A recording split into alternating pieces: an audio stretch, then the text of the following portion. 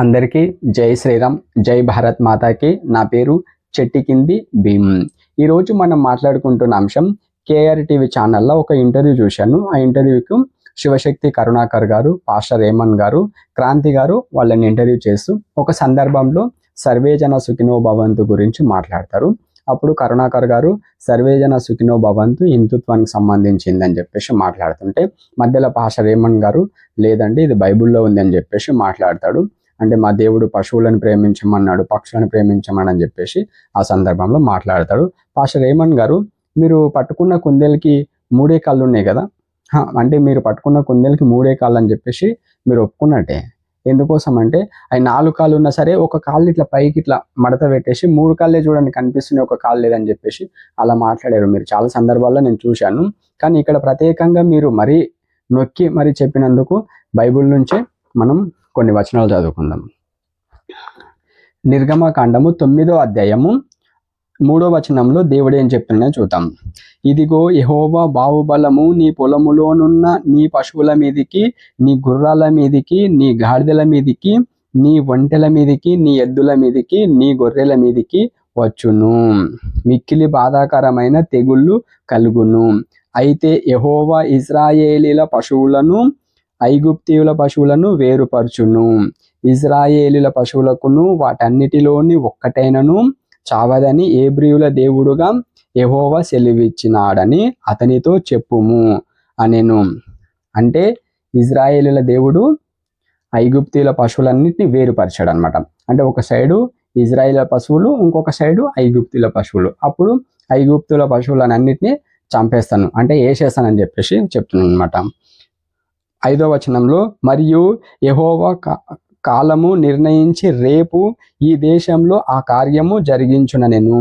అంటే ముందు వచ్చి చెప్పాడు అనమాట, ఒకరోజు ముందు వచ్చేసి రేపు వచ్చేసి నేను ఈ సూచక క్రియలు చేస్తానని చెప్పేసి, అలాగా రేపు వచ్చేసి పశువులన్నిటిని వేసేస్తానని చెప్పేసి ముందు చెప్తున్నాడు అనమాట.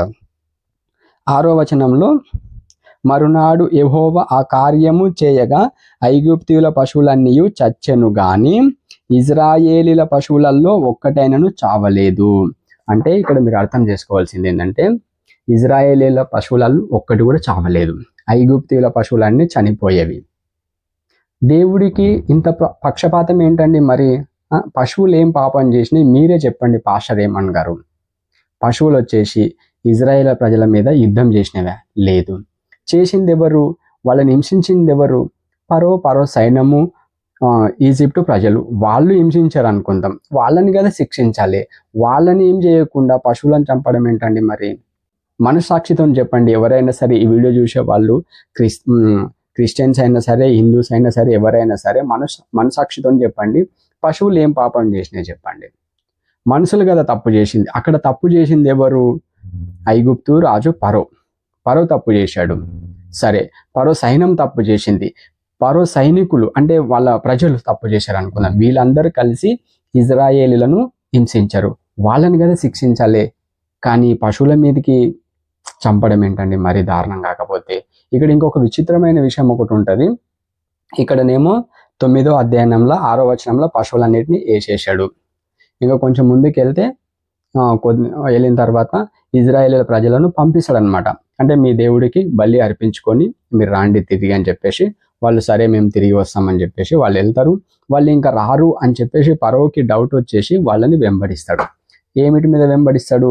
600 రథములు తీసుకొని వెంబడించనని ఉంటుంది బైబుల్లో.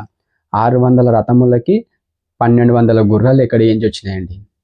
మీరే చెప్పండి. లాజిక్ అనేది ఇక్కడ సెట్ అవుతుందా? ఇప్పుడు 6వ వచనంలో మొత్తం అన్ని వేసేసాడు, పశువులన్నీ వేసిండు, అక్కడ గుర్రాలన్నీ కూడా మెన్షన్ చేశారు. మరి ఇజ్రాయేలీల ప్రజలను తరుముకుంటా ఐగుప్తు పరో వెళ్ళాడని ఉంటుంది. అంటే ఐగుప్తు పరో అంటే ఇప్పుడున్న ఈజిప్టు పరో అనమాట. మనకి ఇప్పుడు అందరికి అర్థం కావాలంటే ఐగుప్తు దేశం అంటే ఈజిప్టు. నేను మాట్లాడింది ఏమైనా తప్పు ఉంటే నన్ను క్షమించండి. ఇందుట్లో ఏదన్నా తప్పు ఉంటే మీరు కామెంట్లో పెట్టండి. అందరికీ జై శ్రీరామ్, జై భారత్ మాతాకి.